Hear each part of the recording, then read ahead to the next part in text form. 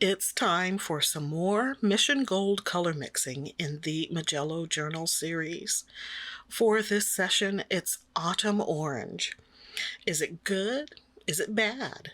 Is it weird? Well, the suspense ends here because I'll tell you right now, it was fine. I had no issues with the paint itself. The painting, however... I'm Irene, and you took a wrong turn into the Inkworks studio. I'm kidding, sort of.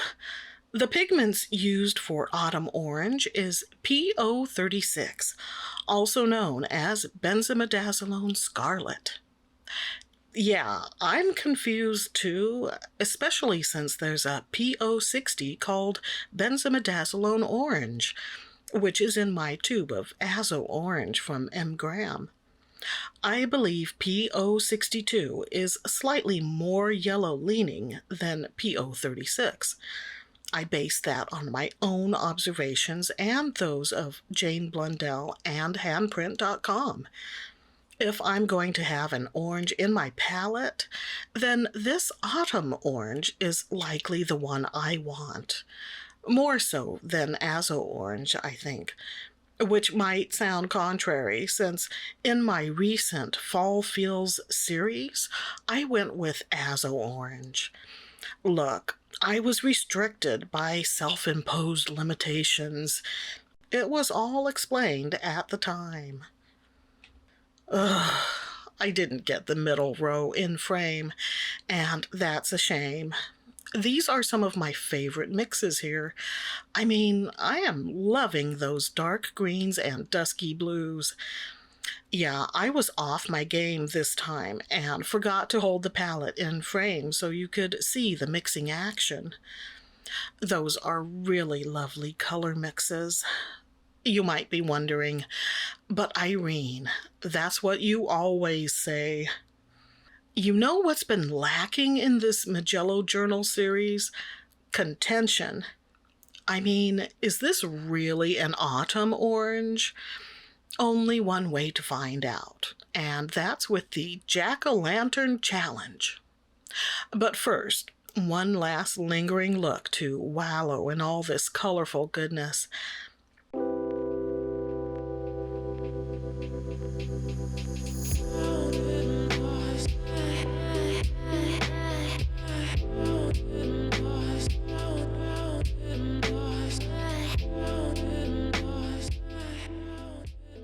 On to the action.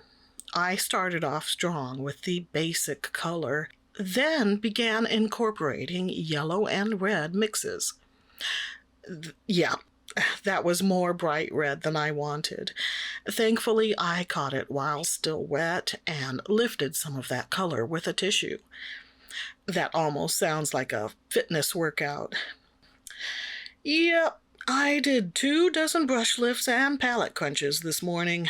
My watercolor washes are made from perspiration. I'm a beast. Speaking of getting physical, it's been a while since we carved a pumpkin. I recall that last time I was awfully sweaty and irritable. Other options are painting or blinging. It's just less hassle to plop a fresh gourd on the stoop and call it good, right? I do enjoy seeing others' efforts, though. A well-cut jack-o'-lantern, all hollowed out and lit from within, is a delight I can't get enough of. Unfortunately, over the years, we've seen fewer and fewer Halloween decorations in our neighborhood. And that's okay. I get that not everyone cares for the holiday. It just means producer Mike has to bring it in the yard haunt department. But we're older now, and even he can only put out so many headstones and refill the fog machine so many times before running out of steam. One of our favorite Halloween movies is Trick or Treat from 2007. It's loaded with pumpkin imagery. Rhonda's front yard alone was a paean to jack-o'-lanterns, and of course, the big reveal of what lay under Sam's hood was enough to put me off pumpkin pie for weeks. Yeah, trick or treat is a great mix of fun and frightful, but the overall tone is dark and there are several intense moments, so maybe not for little viewers. We like to fill treat bags for our trick-or-treaters. Some years are leaner than others, but we always try to include something chocolate, something sour, and something fun, like a plastic spider or a sticker. Getting a toy with a treat is a long time practice that seems to have mostly disappeared.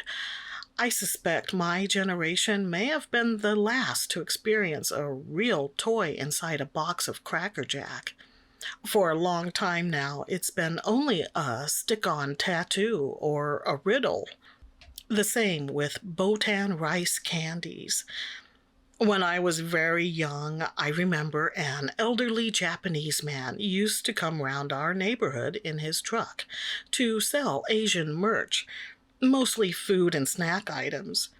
It was a handy way for my mother to stock up on soy sauce, but mostly it was us kids that were excited to see Papa-san pulling over, because that meant we might get some of those cute little boxes of chewy candies. The ones that were wrapped in clear edible rice paper that dissolved in your mouth. Apparently, Botan rice candy was invented way back in the 1920s, but you can still find them now in the Asian aisle of many supermarkets. I would love to include them in our treat bags, but in my opinion, they're overpriced these days and would make our cost per bag too high. Hey, we love our trick-or-treaters, but Irene's gotta have her art supplies.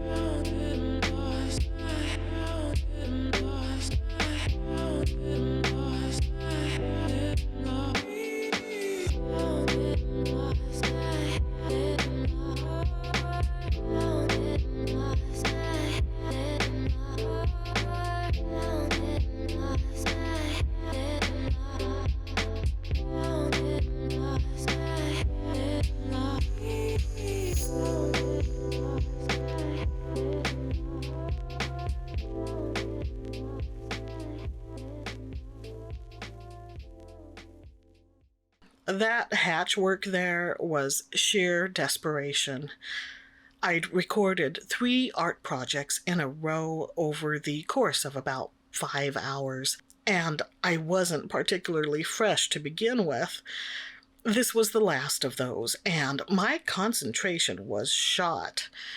I'd considered redoing this, but there are so many projects I want to get to, so I figured I'd get this up, warts and all, and move on, and just hope to do better in the next MIJELLO Journal installment. We didn't do the state fair this time, and that's fine because honestly, not much changes from year to year. After doing it up last September, we're probably good until 2025. Gotta admit, though, I'm sad about not getting a beef and cheese pierogi from Kalinka Pierogi. Although at one time they had a permanent location, I understand they've focused on fairs and festivals in recent years. Hot and savory, soft and steamy. I can never wait to take that first bite and promptly scorch the roof of my mouth. But it's worth the burn blisters.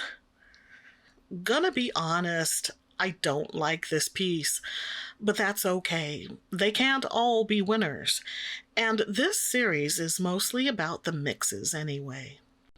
I'm happy to share this experience. Until next time, think of it this way. Arting isn't one and done. It's an ongoing activity, sort of like a fitness workout for your creative side. I'm not saying to bulk up on benzimidazole scarlet.